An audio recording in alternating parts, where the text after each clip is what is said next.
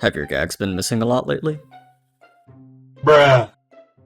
Are you tired of turning on your brain to think while waiting for everyone else to pick their gag choices?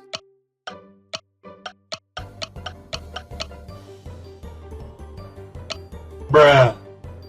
Have you ever disconnected or crashed right before finishing a facility or a boss run?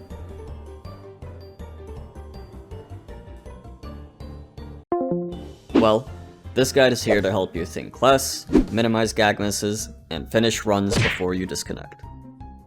With that being said, the Under New Management Strategy Guide is here! In this guide, we'll be going over the 3 playstyle rules, the 3 main strategies that use those rules, and why you should adopt them. Without further ado, let's talk about the playstyle rules.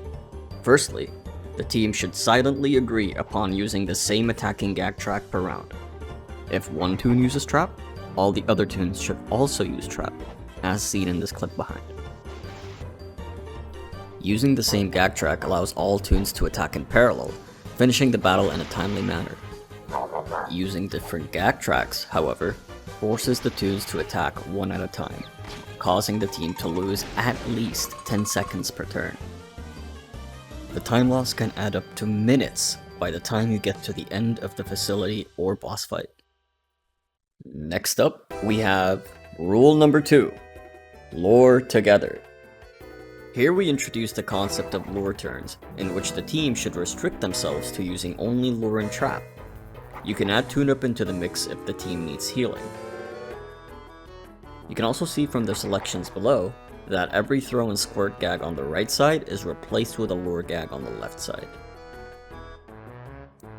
You just started a cog battle, and everyone immediately decides to use multiple lures or pass if they are lureless. And then everyone uses throw and the battle is over. On the other hand, this team decides to lure and throw on the same turn. This usually leaves some cogs alive, which causes the team to lose 10 seconds for an extra attack. So, as a summary, when anyone in your team pulls out a lure gag, consider also using lure, or taking out a cog with a trap gag, or healing with tune-up if necessary. Moving on, the last and final rule is optimize accuracy. Generally, every turn you play should be maximized in terms of accuracy. You should try your best to ensure that the turn plays out with at least a 90% chance to hit, or at least 85% if you need to break the first 2 rules to use 3 gag tracks. Using the same example as last time, we see that 3 magnets is enough to boost your accuracy to 95%, which makes it the most accurate and fastest non-sound strategy. But with a single hypno, 80% is more likely to miss, which can lead to cogs attacking you. As a result, your team ends up spending a lot more time trying to recover from that, and then figure out how to deal with the cogs. And that is pretty much it for the 3 rules. So let us just do a quick recap. We got attack together, in which the team agrees to use 1 attacking gag track. You could maybe use 2 if it's a sound throw or sound drop combo. We got a lure together, in which the team agrees to use as many lures as possible. You could maybe attack with trap, or heal with tune-up, or pass if you're lureless. And lastly, maximize accuracy, in which the team chooses gag combinations that result in at least 90% accuracy. Now, you might be wondering, how do we even achieve that? Well, usually, if you follow the first 2 rules, you will most likely achieve 90% accuracy or above, pretty much every time. Now, I understand that this is a lot to take in, so in the next section, we will be simplifying this rule set into 3 main strategies that will work for pretty much any given set of cogs. We just started a battle against 4 level 12 headhunters, and our first instinct is to use 3 foghorns and 1 ooga, which is undoubtedly the best strategy to take out these cogs. However, we don't have enough fogs to sound, so our second strategy is to lure together to first ensure that the lure hits, and then on the following turn, we use throw or squirt to take out the cogs. If our team has at least 2 toons with trap, we can follow the third strategy and use 2 lures and 2 traps, then defeat the remaining cogs with throw or squirt. Now, the reason these strategies work is because all 3 of them are really easy to remember, they're fast, accurate, and reliable. We can even go faster by trading off simplicity for speed in the next section, Gag Combos.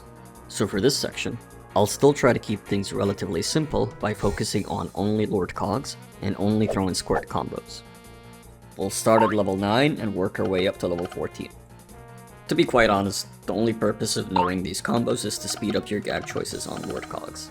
And I personally don't have all of them memorized, so you don't have to memorize them either. The way I personally figure out the combos is by the number in the middle, which is the base damage needed for lured cogs. So for example, we know that 4 cream pies deal 160 damage, which is greater than 150, and so that defeats a level 14. But for anyone who does prefer to memorize, let's present the gag combos based on the number of gags used. Each combo will show the cog level it can defeat, along with how some organic gags can help defeat a cog 1 level higher. And that's about it for gag combos. So head on over to the comment section and let me know which gag combos or organic gags work great for you. I'm curious to know. So we've pretty much reached the end of this guide. Let's do a quick recap, shall we? First, we established 3 playstyle rules: attack together, lure together, and maximize accuracy. We then used those rules to condense every single strategy in this game into only 3 main strategies. Sound it off with 4 sound gags, lure it off and have as many people as possible lure, you can pass if you're lureless, or if you've got traps in your arsenal, you can use 2 lures and 2 traps. We also put in some extra effort to learn some more gag combos to help us know what gags to pick when dealing with lured cogs. Hopefully you found value in this guide and are ready to adopt this lure together concept and apply it to your facility and boss runs as the alternative to using sound. Let's see these in action, shall we? We'll be applying the lure strats we learned in order to get familiar with them. You'll see how simple and fast they are to execute. Since we don't have enough sound gags, we all just collectively and silently agreed to use lure since it doesn't require that much thinking, right? And now that the cogs are lured, we can use gags to take them out 2 at a time. In this example, we're using squirt. Usually you'll be teaming up on 2 cogs per turn. If one toon is able to take out a cog on their own, the other 3 toons should all go for the highest level cog. Otherwise, just stick to splitting up 2 and 2.